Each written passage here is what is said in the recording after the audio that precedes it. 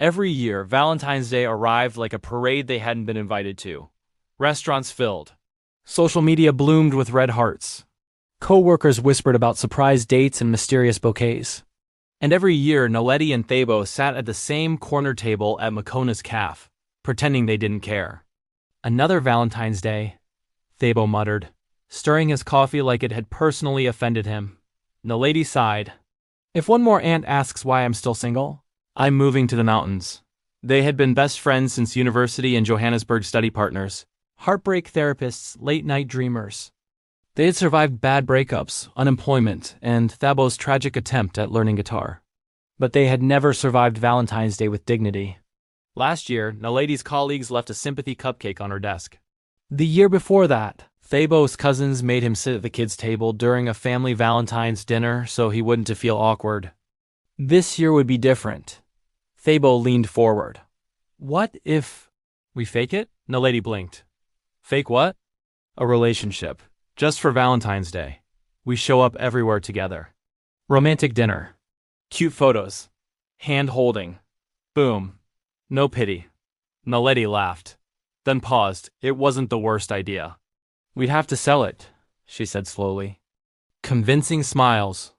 Maybe matching outfits. Absolutely not matching outfits. She grinned. Fine. Coordinated. They shook hands across the table. It was supposed to be simple.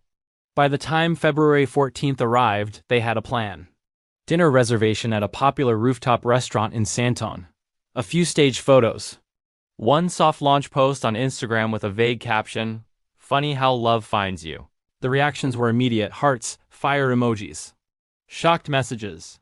Naledi's aunt sent 17 voice notes. Thabo's mother cried over the phone. See? Thabo whispered as they entered the restaurant, his hand lightly resting at Naledi's waist. Brilliant plan. Naledi's heart did something inconvenient at the contact. It was just acting. They were good at acting. At the table, candles flickered. Music hummed softly. Couples leaned into each other like gravity worked differently tonight. They ordered food they couldn't afford and laughed a little too loudly. Then it happened. A waiter arrived with a single red rose. For the beautiful lady, he said. Thabo took it, hesitated, then handed it to Naledi. Something changed in the air. He didn't make a joke. He didn't wink. He just looked at her. And Naledi realized she had memorized that look years ago, the way his eyes softened when he cared. The way his thumb brushed the stem before letting go. Why are you staring at me like that? She asked quietly. Thabo swallowed. Like what? Like this isn't pretend. The noise of the restaurant faded. He leaned back in his chair, exhaling slowly. You know what the worst part of this fake relationship is? What? It feels easy. Naledi's breath caught. Easy, that was the word she had always used for him. Easy to talk to. Easy to trust. Easy to love, though she had never allowed herself to finish that thought. We said this was just to avoid pity, she reminded him. I know. He nodded. But when you laughed just now... When you looked at me like I mattered. It didn't feel fake. Her fingers tightened around the rose. Thabo. He stood up suddenly, walked around the table. Knelt not dramatically, not theatrically, just close enough that she could see his nerves. This wasn't part of the plan, he said softly. But maybe the plan was wrong. The entire restaurant seemed to notice. Naledi's heart pounded. This was too much, too public, too real. Are you proposing? She whispered, half laughing, half terrified. Not yet, he replied. I'm asking if we can stop pretending. Tears welled in her eyes.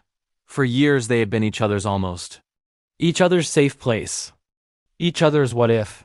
All because they were too afraid to ruin something good. You idiot, she said, voice shaking. I've been pretending not to love you since second year. His eyes widened. What? You were dating that girl who hated me. She hated you because she knew, he breathed. They both laughed, tension cracking open like sunlight through clouds. So, he said gently, still kneeling. Real this time? Naledi didn't hesitate. She leaned forward and kissed him. Not for show, not for Instagram, not for pity. The restaurant erupted in applause, but they barely heard it. Later that night, they posted another photo. No staged caption, no clever line. Just, turns out it was never fake. And for the first time in years, Valentine's Day didn't feel like something to survive. It felt like something that had been quietly waiting for them all along.